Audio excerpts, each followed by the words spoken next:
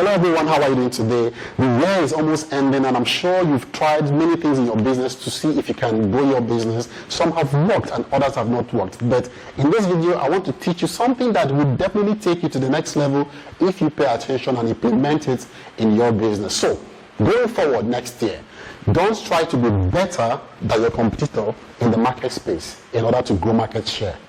Don't try to be better than your competitor in the market space going forward in order to grow market share, and I'll tell you why. Many moons ago, all right, I came into the toilet paper business as a newbie, and I was told, hey, make your toilet paper bigger than that of your competitor and reduce the price so that you can be able to sell, so that you can appeal to people who are seeing your product for the first time. It made sense, so it seemed then, and I did that, and guess what? People bought my products. People were rushing to buy my product, but the bottom line was not so good.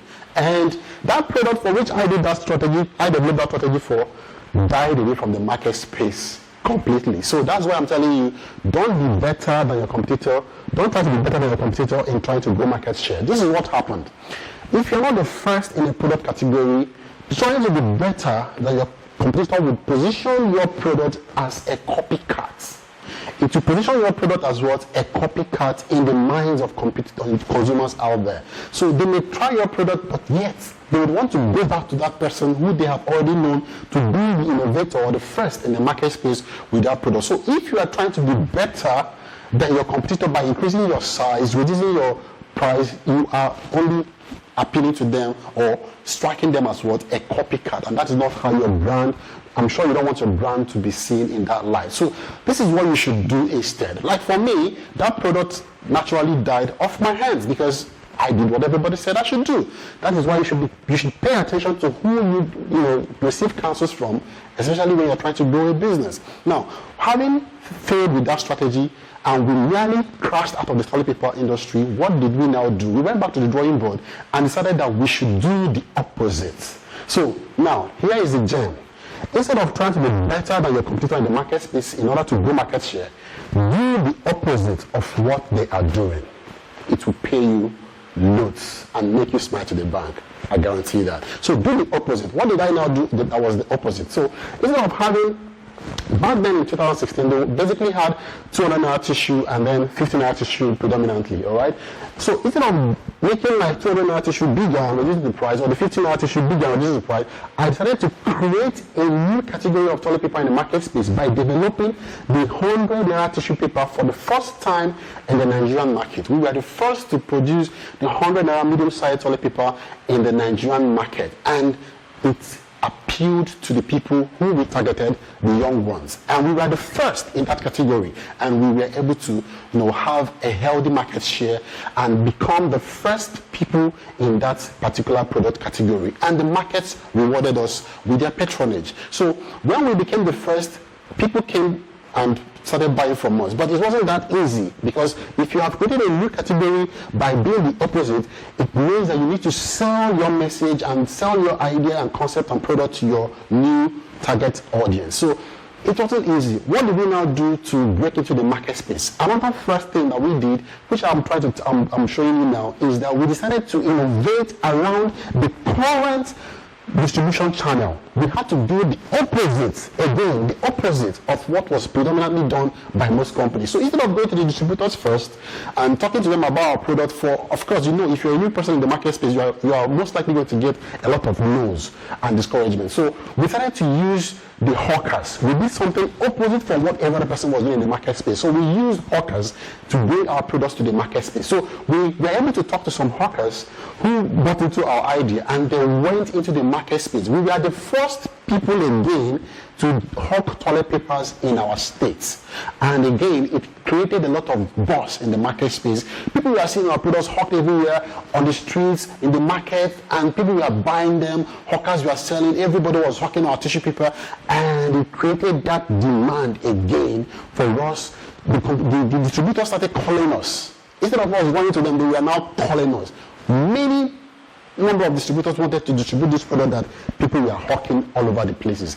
And it created another first in the minds of consumers and in the minds of the distributors in the market space that we are a force to contend with. And up from that day, up to that day till now, we've been in the market space doing very well because we have created a position in the market space as an innovative company that was the first to bring the medium-sized toilet paper in the market space and the first to create a different sales channel, distribution channel, if you may, that has helped us to win market share in the market space. Now, what about your business, for which I'm very much interested in? You don't have to be better. If I try to be better by having the bigger size and having the lower price, but it didn't work. So you have to find a way to figure out how you can be the opposite of whatever your competitor stands to be in the market space. I'll give you 2 more examples and I'll wrap up this video.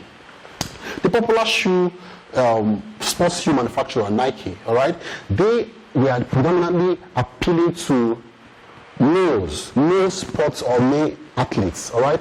Now, the next competitor that came into the market space tried to, drag market share with them, and it didn't work. Not until a smart sports company also came up, Reebok. Reebok decided to do what? Position its footwear for the ladies, the athletic ladies, the females, if you may, and that gave them that positioning. They did the opposite. They attracted the opposite sex in their marketing strategy. They appealed to the opposite sex, the female athletes in the market space, and moved away from competing with Nike or Nike, I don't know what you call them.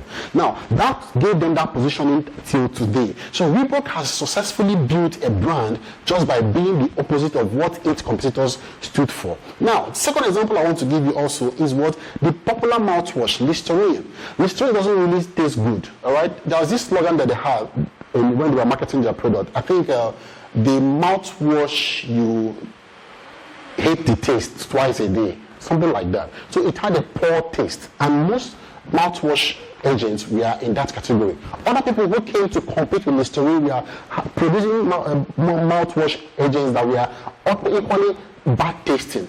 Another company came into the market space and did the opposite of what Listerine was doing. They had to sweeten their mouthwash agent, and they called it Scope.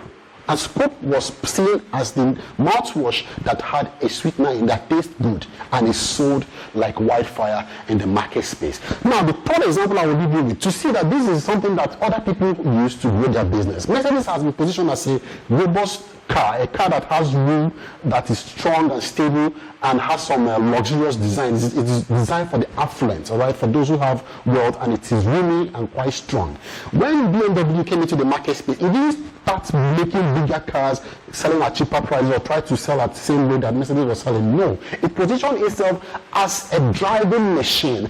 It produced cars that were not luxurious cars, but they were positioned as the ultimate driving machines, building smaller cars that were strong, fast, and efficient. So you see how they positioned themselves in a way by being the opposite. They were not a luxurious brand, yet they were appealing to the people who love to drive smaller cars that had stability. So in your business, by being better, you will not have the desired market share. So try to be the opposite of your distributor, or sorry, not your distributor, of your competitor in the market space. I'm used to being talking to distributors, so you see distributors falling out of my mouth every now and then. So be the opposite of what your competitors are in your market space, and you will be better off for it. I've tried it, other people have tried it. If you try it, I'm sure you'll get the same result that we all have gotten, and you'll enjoy superior market share in your market space. So that is all I have to share with you today, and I'm hoping that you will use this to grow your business come 2024.